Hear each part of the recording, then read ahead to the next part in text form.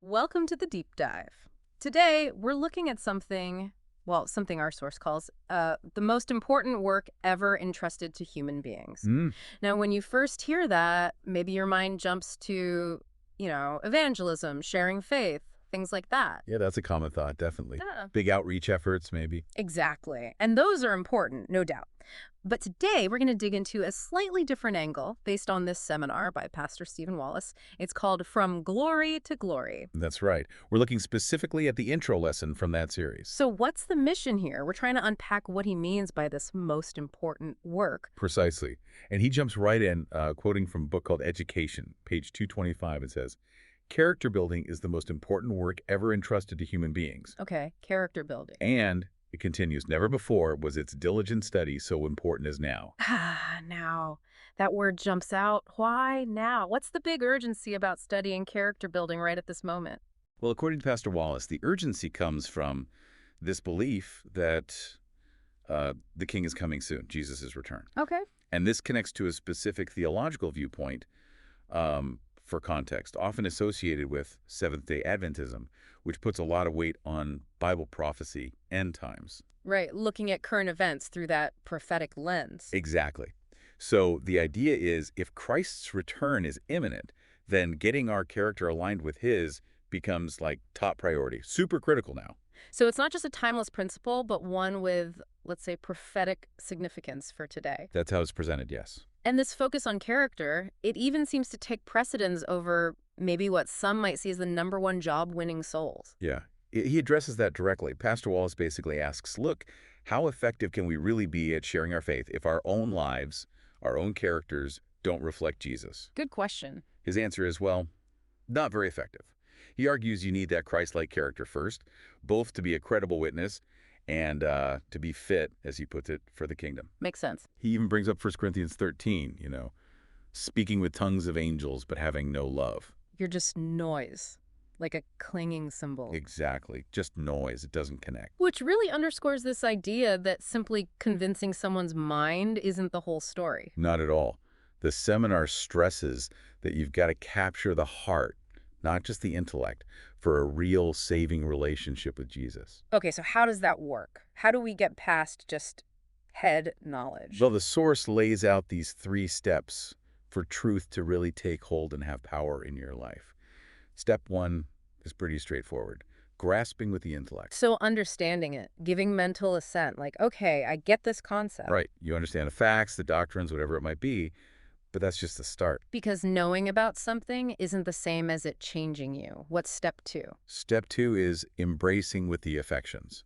This is where it moves, like you said, from the head to the heart. Okay. It means really loving the truth, valuing it, seeing it as precious, not just correct, but good. And does the source say how we do that? Because loving truth isn't always automatic. No, it's not. And Pastor Wallace highlights that this step requires supernatural help. You need the Holy Spirit to cultivate that love, that appreciation. Okay. And he's careful to point out that truth here isn't just abstract principles. It's ultimately tied to a person, Jesus Christ.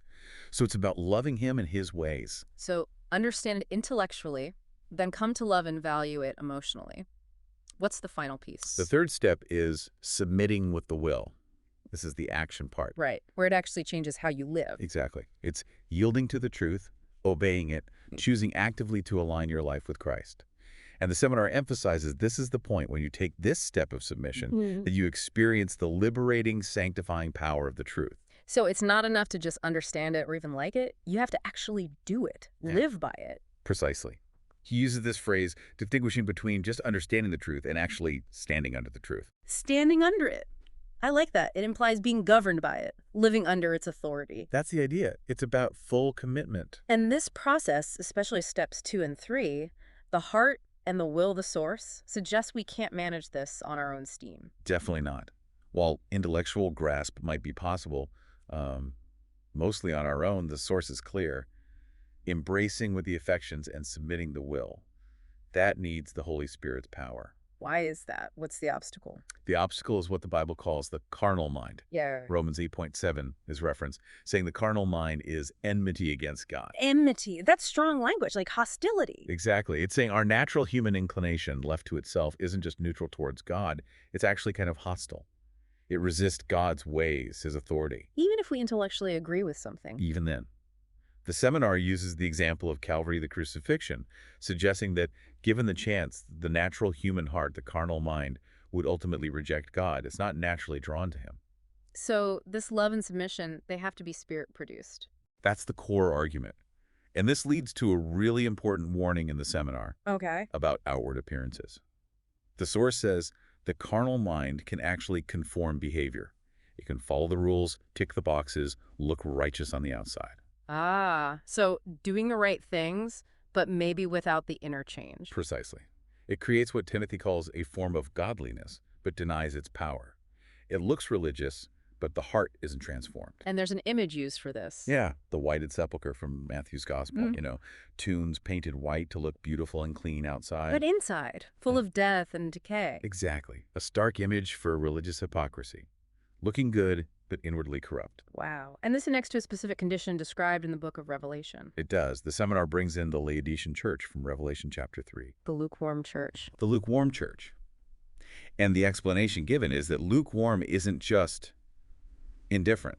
It's not being hot, doing the right things for the right reasons out of love for God. And it's not being cold, openly rebellious, doing wrong things for wrong reasons. So what is lukewarm then? Lukewarm, in this interpretation, is doing the right things, but for the wrong reasons. Ah, so it's that form of godliness again. Outward compliance may be driven by self-interest or habit or fear, but not by genuine love and submission. Exactly. And the scary part is the self-deception involved.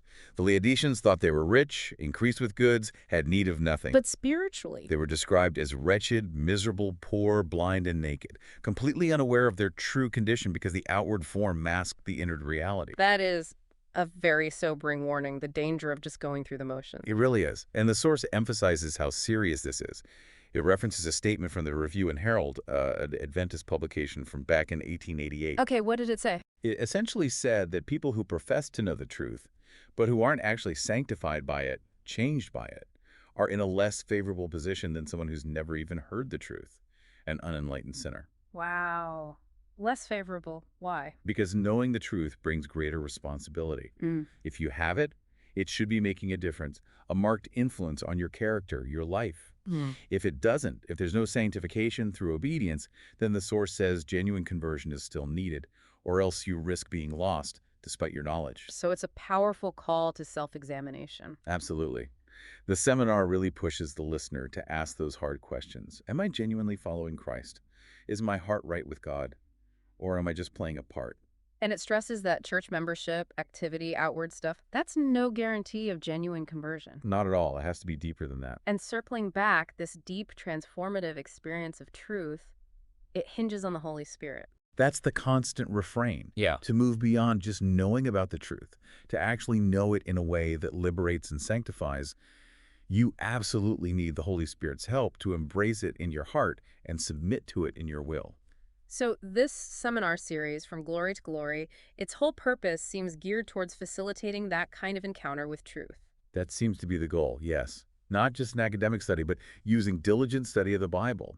The source mentions the New King James Version and what they refer to as the spirit of prophecy, writings considered inspired commentary within that tradition. Using those tools to foster a life-changing knowledge of God. Right. And the introduction wraps up with this very personal invitation. It references Revelation 3:20, Christ standing at the door and knocking. Behold, I stand at the door and knock. If anyone hears my voice and opens the door, I will come into him.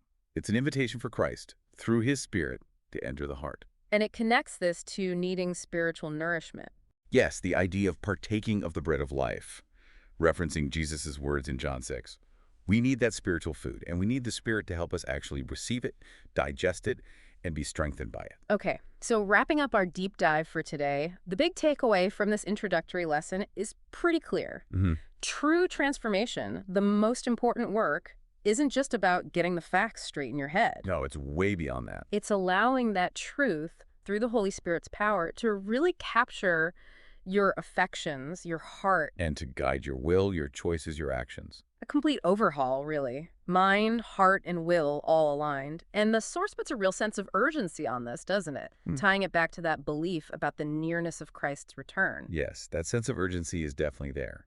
Character development isn't just a nice to have, it's presented as essential preparation. It's about moving beyond simply possessing truth to letting the truth possess us, moving from understanding it to really standing under it. Well put.